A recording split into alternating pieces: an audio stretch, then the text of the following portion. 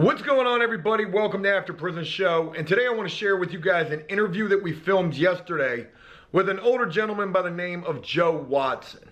This guy's story, I'm just going to go ahead and tell you, this guy's got a crazy story. This guy served time twice. He went to prison twice, and in this video he's going to be sharing with us the first prison bid that he served from back in 1981, before I was even born, before a lot of people who probably rock with After Prison Show were even born. He served time from 1981 to 1991 up in the state of Pennsylvania, going to, I believe, 3 or 4 different prisons, and one prison in particular where he wrapped up his time, a place called SCI Camp Hill. And in 1989, after Joe Watson had just gotten transferred to this prison only a few months prior, a major prison riot would take place at this facility that Joe Watson would end up doing something pretty incredible during. And he's going to be sharing that story with us, along with quite a bit of other stuff. Folks, I know this is a long video. I tried to make this as short as we possibly could. It's also not exactly filmed the best way that we could. I literally filmed this video right here, having my phone right there, having the camera right here. And we did try to do some sort of a Skype interview, but Joe, as well as myself, we're not exactly the most computer savvy people. So I do apologize for the quality of this video, but I'm telling you guys, this is definitely a story you should take the time to check out. Not only is he going to share this story, he's also got a couple of pictures that I think you guys might find interesting as well. And without further ado, and without making this intro any longer, folks, I'm honored to get an opportunity to share with you a pretty crazy prison story from a man by the name of Joe Watson. I hope you enjoy. I want to start by saying I really appreciate your time, Joe. You and I got a chance to begin speaking just the other day, and as I was learning about your story, you know, you really got an interesting story to share, so I appreciate your willingness to be wanting to share it. Not a problem. You know, Joe, tell us a little bit about yourself. How old are you, where you're from, and, you know, tell us about you. Okay, I'm 58 years old. I was born in Philadelphia, raised in Delaware County. I was, my mother couldn't take care of me and my sisters and brothers and sisters, and was in and out of orphanages. My aunt and uncle took me and 3 of my sisters, and they also had 7 of their own kids, you know, so there was 11 of us in a 3-bedroom house. When I was growing up, I could not read or write. People literally called me Riri or Tart. I really didn't want to be where I was. I found that out 20 plus years later, when I really knew what feelings were. Because like I said to you earlier, I did a 10 to 20 in 1981 to 91. But anyway, you know, jumping ahead, I was doing drugs my whole entire life.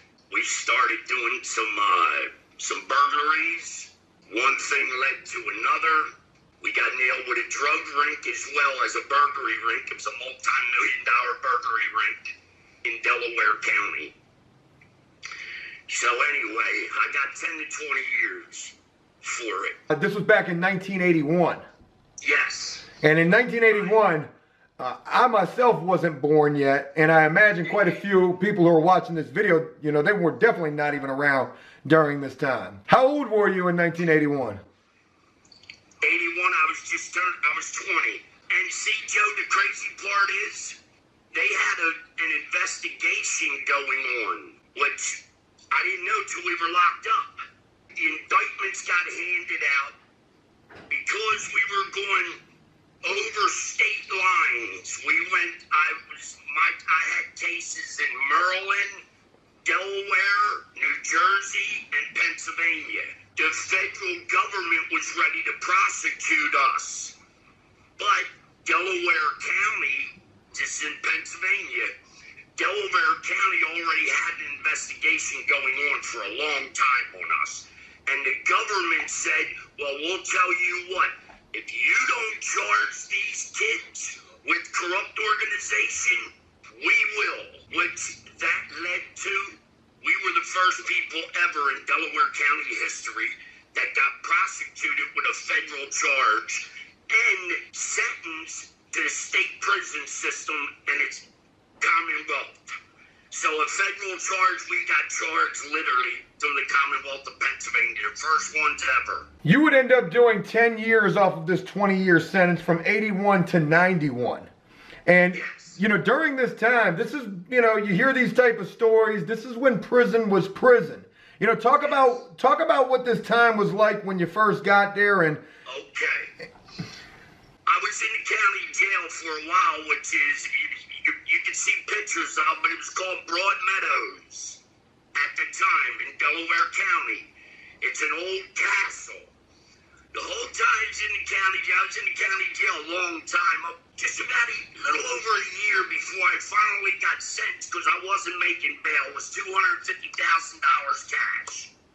I wasn't making it. Anyway, long story short, the whole time I'm in there, all my buddies call me, everybody's your homie in there, you know, it's the way it is. Well, dudes used to tell me all the time, they say, am I allowed to say that?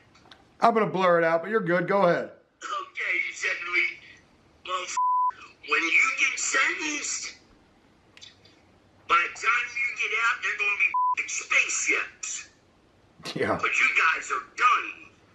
Everybody in the county jail already knew when we were coming. Like I said, there was 12 of us. I got sentenced. I had to do a mandatory sentence, which was corrupt organization.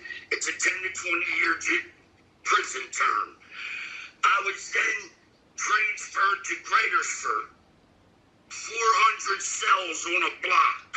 Yes, a quarter-mile long. 400 cells on a block? Yes. My God. Well, dig this.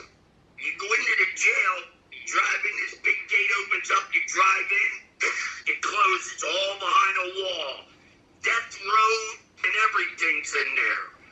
Well, anyway, it was a classification center for the prisons, state prisons. Well, they said to me, in the event something should happen to you, you get killed, where do you want us to send your body? Was this a pretty violent place? Oh, it was Greatersford, yes, Joe. This was it. Greatersford, that's it. You know what I mean? It's like 99.1 population was black. Wow. Yeah, and back then there was like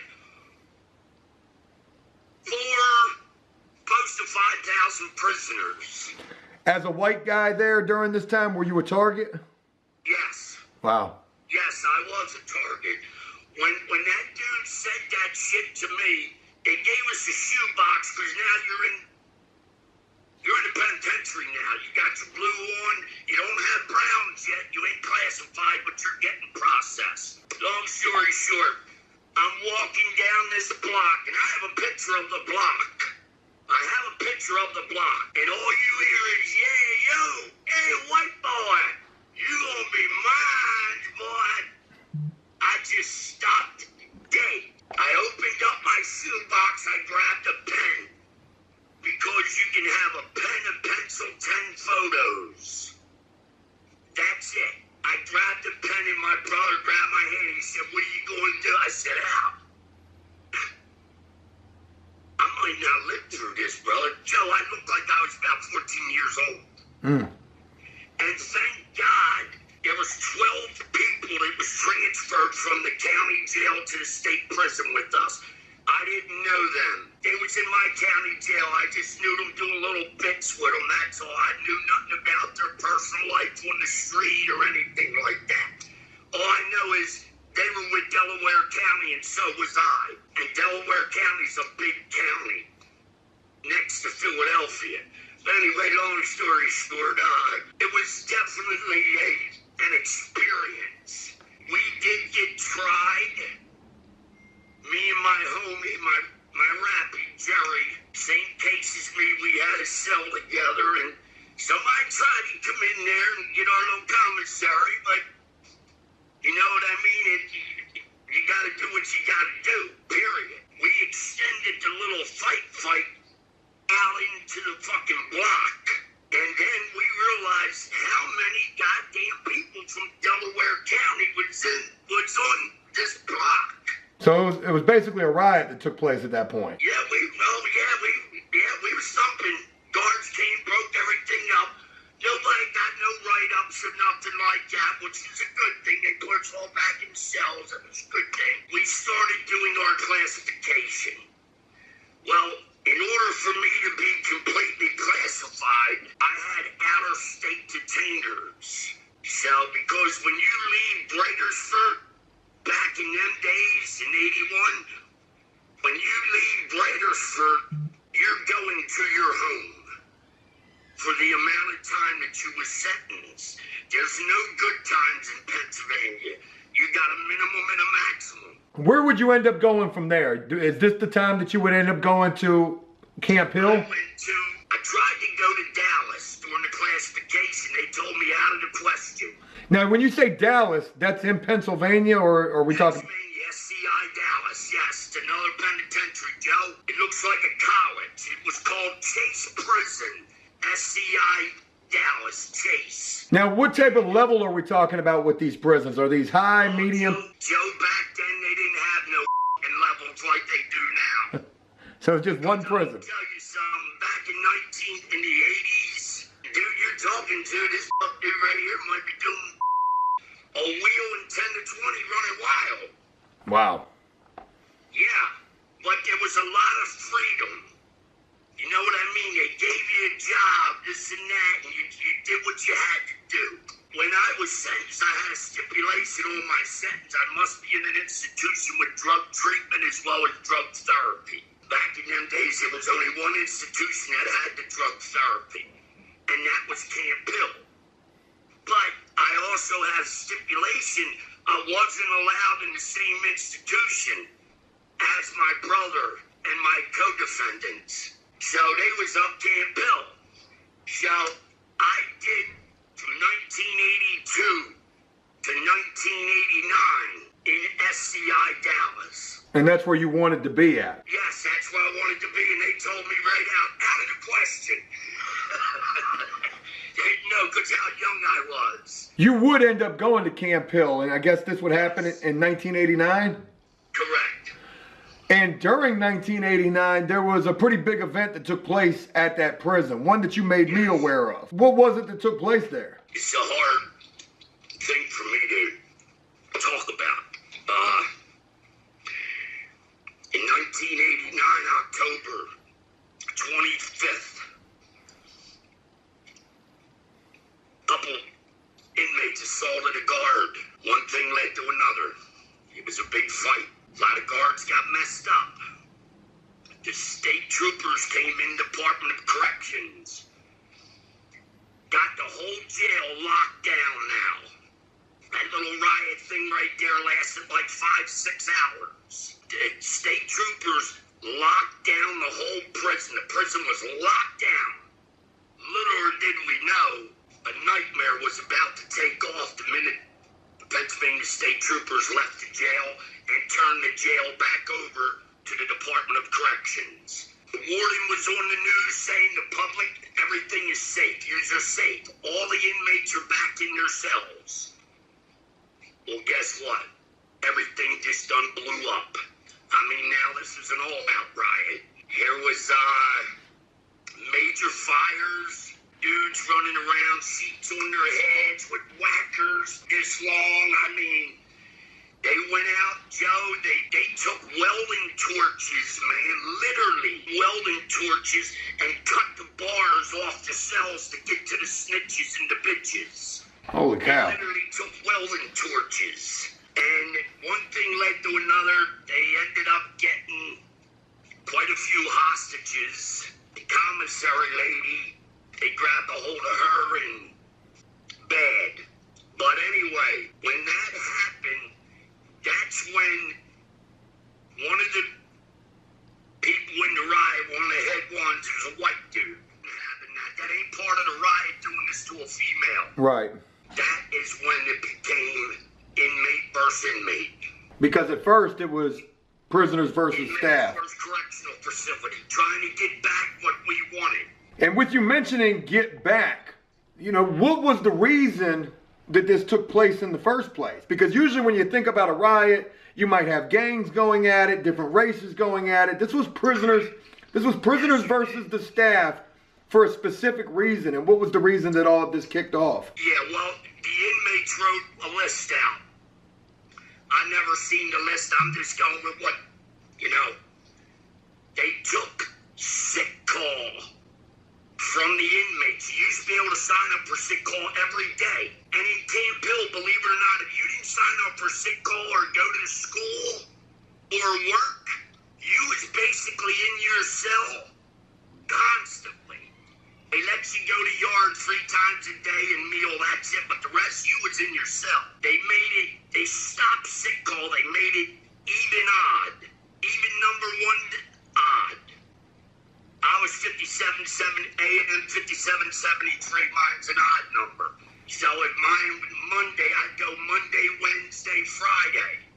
Sick call. They stopped that. That was part of what was written down for why this riot started. Organizations they have a Lifers organization, they have a JC's organization, they have a Muslim organization, and they have a Spanish organization. Everyone's allowed to have 3 sales a year where you can order outside the prison, hoagies or whatever, you know what I mean? They stopped that. They said there will be no more organization sales. That started off, and the kicker of it all was when they stopped the family picnics. Family picnics. Something that I never saw while I was locked up, something that I heard about. You've got family day. Your loved ones can come up there. You can eat with your family. You can see your family. These things that you had mentioned previously, the sick call, that doesn't even seem that big of a deal to me. But I guess obviously it was to the prisoners. Not being able to order from the outside, that's got to be a huge deal. But the biggest deal has to be that family day that they took away. Because believe it or not, now, the Camp Hill, their visits were a whole lot different than Dallas, where I was. In Dallas, your visits, you can order cheeseburgers, hoagies, cheesesteaks. They literally had a little sub shop right there in SCI Dallas. But Camp Hill didn't have that. They had these little vending machines. Well, the organizations, they were allowed a family picnic every year. And they stopped that from the inmates.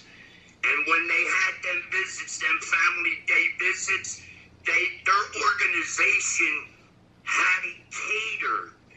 They'd hire a company from the street to come in to cater them and their family. Wow. You know what I mean? You're allowed to walk around, hold hands, hug each other. You could do that stuff. Your family, seeing your family is what gets you through. That one day, it's just an hour, just that hour, will give you 2 months of just feeling like anything. I take on anything. I see my baby, everything's fine, man, cool. Well, they stopped that. And hence the fact that the riot kicked off. Yes, and it was bad, Joe. Now, I got transferred there for a drug program called the New Values Program. It's a TC, therapeutic community shit. This is where I realized what feelings were. I didn't even know what feelings were, Joe. I was just barely learning how to write my name. I had cellies and buddies used to read my letters to me and help me write letters home. I didn't know none of that. But anyway, during the riots, I was in a modular home. And riots were going all the places. My God, it was a war zone, dude. You know what I mean? Dudes were coming over from population. Because the drug program was separated from the regular population. We had to be in another yard with all classification people at that time. And population come over and, you had to defend yourself from that. Me and a couple of dudes from the program got together and we said, you know what? Let's get back in here in this trailer. We gotta go back to the trailer and save our stuff. Our TVs and radios, our photos. You know, our life. We went back into the modular unit, and I turned the water on. I start breaking the f***ing pipes to let the water hit the ground. Yeah, they were throwing mop tops. Yeah, mop tops in the f***ing trailers, light them on fire. Well, the water protected it. Coming back out of the modular unit, I kept hearing help. Help. And, he was, sorry. Mr. Enders, his name was. He was our guard. He was up. I couldn't leave the dude there, man.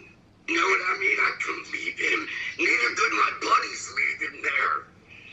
And I said, yo, you want out? Do you want out? And he said, yeah, help, Watson. I ran back in the trailer. I grabbed some browns, a brown shirt and a brown coat. And I threw it underneath the steps, and I said, he was under the trailer. I said, put this on, let's go. Come on, put it on. You had to dress this guard up like a prisoner to save his life? Yes. We threw inmate shirt and inmate coat over him, so people would, the other population, inmates would think he was an inmate. Yes, we literally took him from the modular unit all the way up to the front gate in the towers.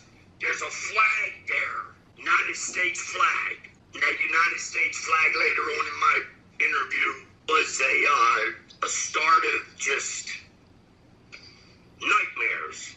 Well, anyway, we drug him there, and all we heard was, back inmate, back inmate. Literally had guards shooting at us. Thank God they wasn't real bullets, because I'm going to tell you what, if just one of them guards would have dropped a rifle on that other side of that fence, it'd have been an all-out war. But anyway, we drugged the guard there, and I ended up getting shot twice. I got shot twice bringing that guard up there. I was hit with a salt pellet and a rubber ball. Let me tell you something. Hurt like a motherfucker, dude.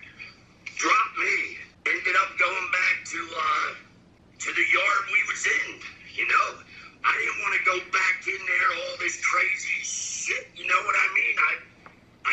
We got him out of the way. He was safe. We went back to go where we were so we could find a spot and prepare for whatever is about to happen next. And at that time, Joe, I'm telling you, the whole prison was nothing but fires. Dudes driving around on the guards' golf carts and shit like that. It was crazy. They was cooking steaks, potatoes, chicken. It was an all.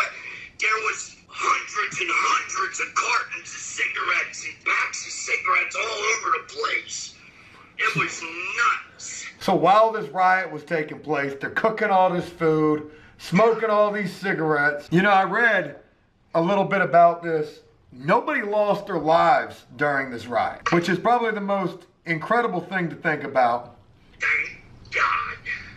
14 buildings were destroyed during this. Yeah. And, you know, some... Library, the school, all the blocks were destroyed, but about 2 of them. They broke the toilets, broke the sinks. They wanted out of there. And they knew right away somebody's getting transferred out of this Department of Corrections once they did that because they couldn't house nobody. Well, we literally spent, they say 3 days outside. I know for a fact it was a week. My wrist is still broke from this day. The black and blue mark is from Camp Hill's riots, the handcuffs. Wow. To this day. You had talked about this with me on the phone prior to us doing this filming. And you said that by the time that the police and National Guard came in here and got this thing under control, they chained you guys up outside to fences and poles. Yes. And how long did you stay out there for? We were out there a week. They said we was out there 3 days, almost 4 days. the ACLU stepped in, and they told the Department of Corrections, no, you cannot keep these inmates outside. During October? Yeah, it's cold. You said there were guys out there that were naked. They tell you strip. You know what I mean? You take your shirt off, drop your pants, socks, shoes. You're barefoot, you're in just boxers. There was some people who was completely naked, Joe. And let me tell you, these guards literally had gartnets. They had what? Gartnet. You call it a gartnet. You walk through, just a line of guards, SWAT guards. Move, inmate. Head down, inmate.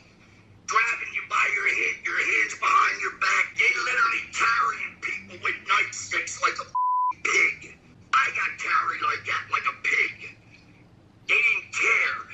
They said, you stay here, we hear one word out of you. You don't want to accept for what's about to happen, they said. They literally had inmates, when you acted up, they drug you to where the horse shit is, threw you on the ground, and they said, when you can no longer see your shadow, then you might be able to move. I mean, this is an incredible story to hear, and you know, I've never heard anything like this.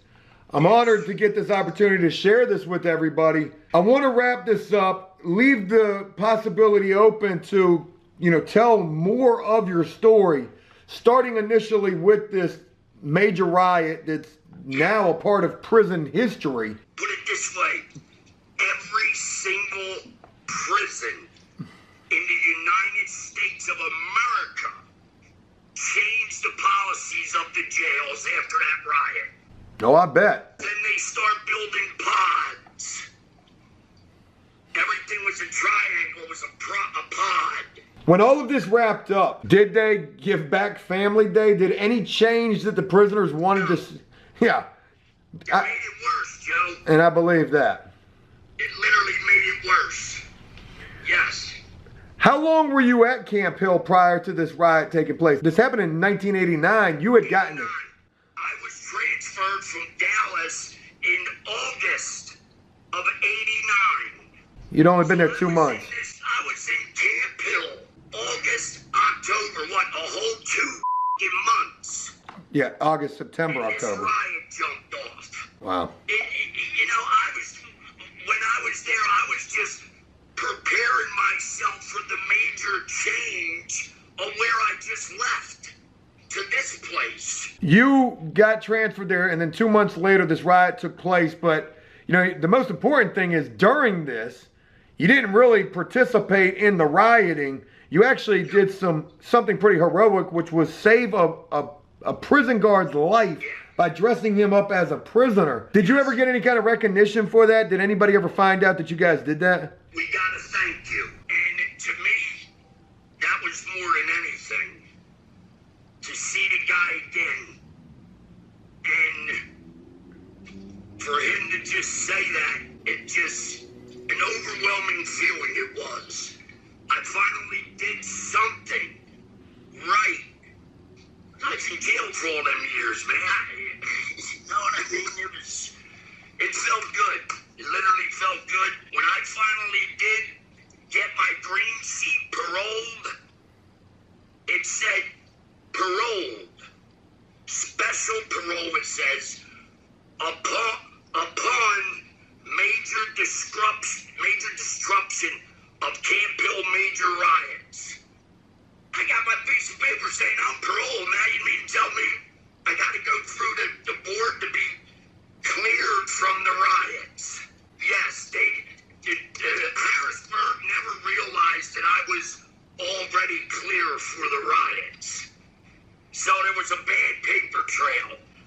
And believe it or not, that guard there was the one. He was back on the block. He said, give me it, Watson. I'll take care of it. He contacted the necessary people need to be contacted for this paperwork. And the very next morning they called me to give a urine. They told me I was getting out of jail. Wow. And that was in 1991. Oh yeah. And Joe, oh my God. The difference. It was pouring down raining.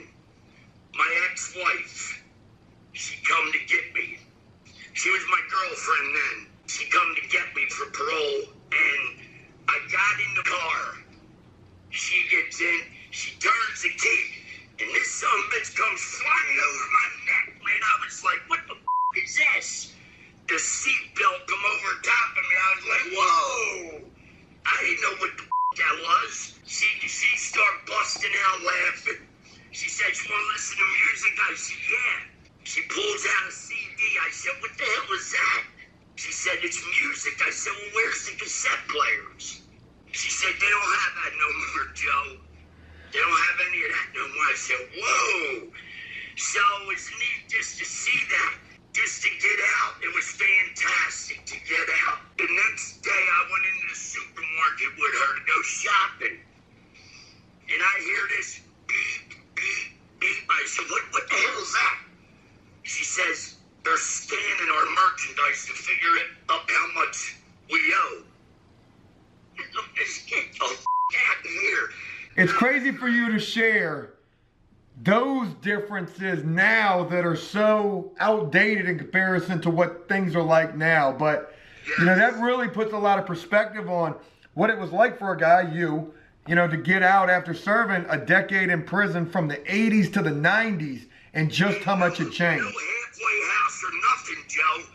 They just opened that f***ing door basically and said, there's the world, go get it. Joe, I don't want to make this any longer than it is. I want to make this a good introduction of you and your story. You've already shared with us some very crazy stuff and some very interesting stuff.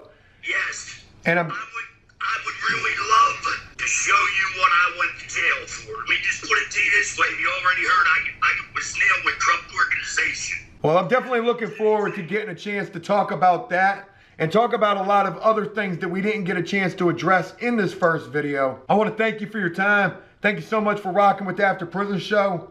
And I'm going to look forward to talking with you again real soon. Absolutely, man. We will. We'll do something. I appreciate it, man. Definitely.